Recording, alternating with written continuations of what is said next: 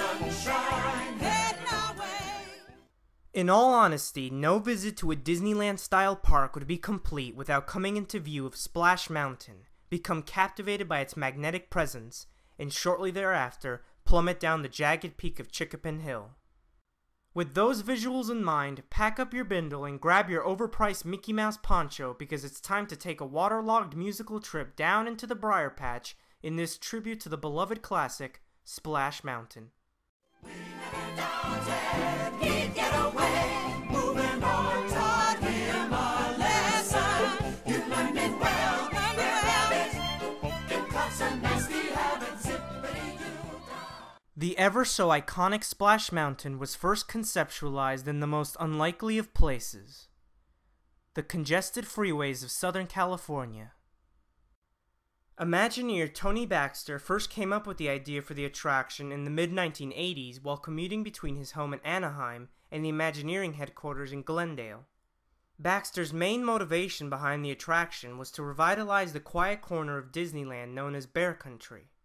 However, the idea was quickly faced with reservations from some Imagineers who considered log flume rides to be inferior due to their strong presence at other theme parks. Despite these concerns, the vocal support from Baxter and Dick Nunes successfully catapulted the attraction into development. As the designs for the soon-to-be-famous water attraction began, across the park in Tomorrowland, another attraction was on its last legs.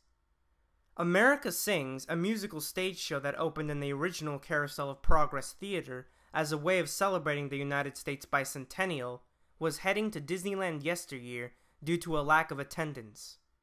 A bittersweet fate, as the attraction contained over 100 audio-animatronic figures meticulously designed by Mark Davis, one of Walt Disney's original 9 old men. Not wanting the figures to go to waste, Tony Baxter decided to reuse some of the AAs, but needed a theme that would unify the anthropomorphic creatures with the log flume ride.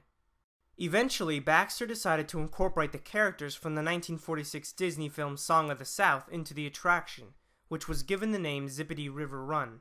The combination became a shining example of creative synergy, because not only were the characters already familiar to park guests, but Mark Davis had actually worked on the film as an animator, and thusly the character designs blended perfectly with the spirited atmosphere the Imagineers wanted for the attraction.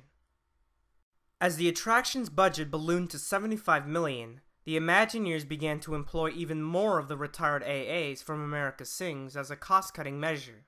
A majority of the imported AAs were mainly used as background characters for the dark ride segments, while the figures for the attraction's focal characters, such as Brer Rabbit, Brer Fox, and Brer Bear, were designed specifically for the attraction. Dave Phaeton helped fine-tune the indoor show elements, trimming down the number of AA figures to just over 100, becoming one of the largest casts of audio animatronic figures ever recruited for a Disney attraction.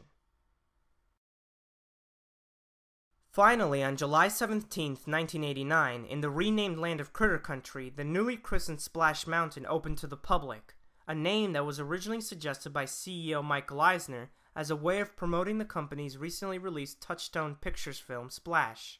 Eisner even went so far as to suggest that the attraction include a mermaid at some point during the ride, but the Imagineers had vetoed the idea, citing an obvious disruption in theming.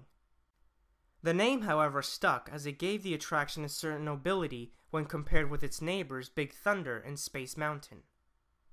When Splash Mountain debuted at Tokyo Disneyland in 1992, it had one very discernible difference from that of California's attraction.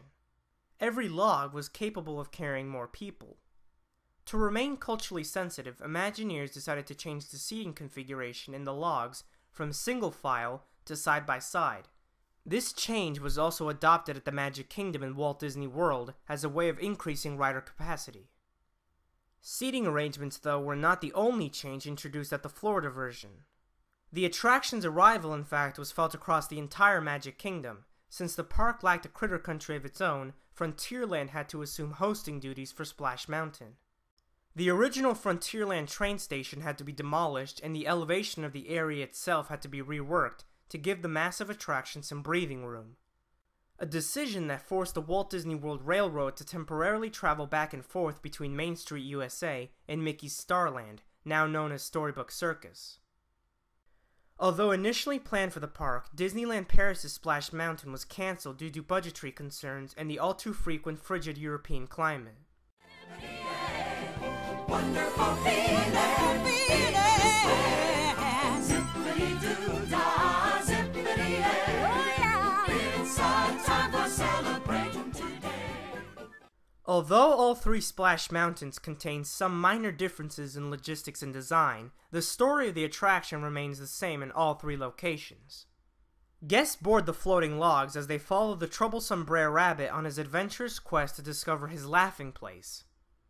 Along the way, he is followed by the story's antagonists, the cunning Brer Fox and the bumbling Brer Bear.